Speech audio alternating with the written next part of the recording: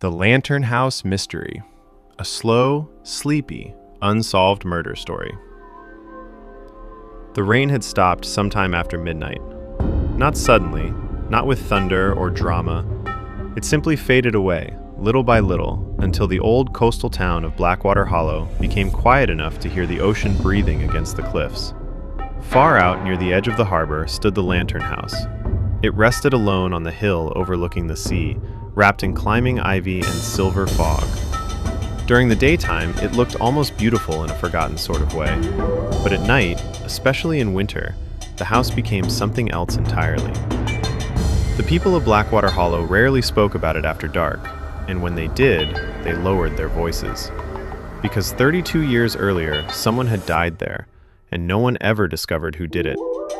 Tonight, as the wind drifted softly through the pine trees and the tide rolled lazily across the shore, we returned to that cold November evening when the Lantern House mystery began. In 1989, Blackwater Hollow was the kind of town where nothing unexpected happened. The bakery opened at 6 every morning. The fishermen returned by noon. The church bells rang every Sunday at exactly 10, and everyone knew everyone else. Or at least, they thought they did. At the top of Lantern Hill lived Eleanor Vale. She was 61 years old, wealthy, quiet, and rarely seen outside her property gates. Some said she had inherited her fortune from old shipping companies. Others whispered about hidden family money tied to distant European relatives. No one knew for certain, but everyone knew the Lantern House belonged to her. The home itself had once been part of a whaling estate built in the 1800s. Tall windows faced the sea. Long hallways stretched beneath chandeliers that no longer worked.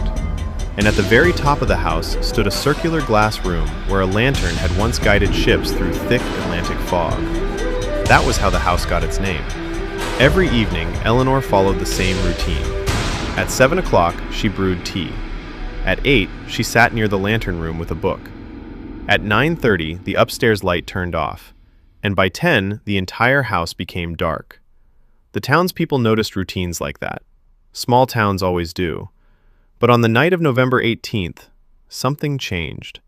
At 11:47 p.m., a fisherman named Walter Briggs was returning from the docks when he noticed a strange glow on Lantern Hill.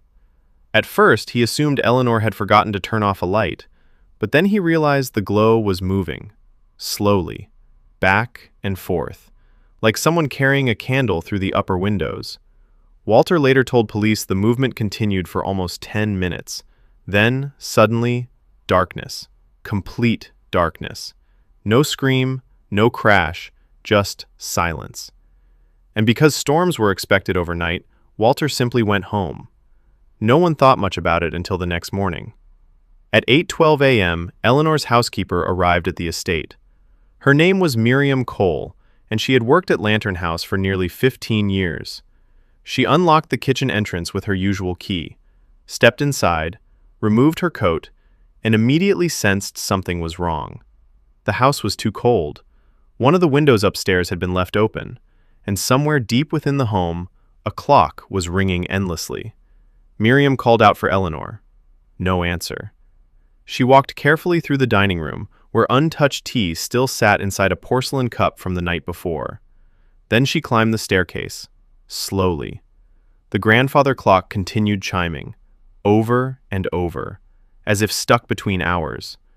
Miriam reached the lantern room just after 8:20, and there, beside the wide, ocean-facing windows, she found Eleanor Vale. She was lying peacefully on the floor, still wearing her dark blue evening robe. One hand rested near a shattered teacup, the other pointed faintly toward the sea. At first glance, it looked almost as though she were sleeping, but Eleanor Vale was dead. And according to investigators, she had been dead for hours. The town changed after that. Not loudly, not all at once, but slowly, like fog creeping beneath a doorway. Police from the county arrived before noon. They searched every hallway, every room, every locked cabinet in the mansion. Yet the deeper they investigated, the stranger the mystery became. There were no signs of forced entry.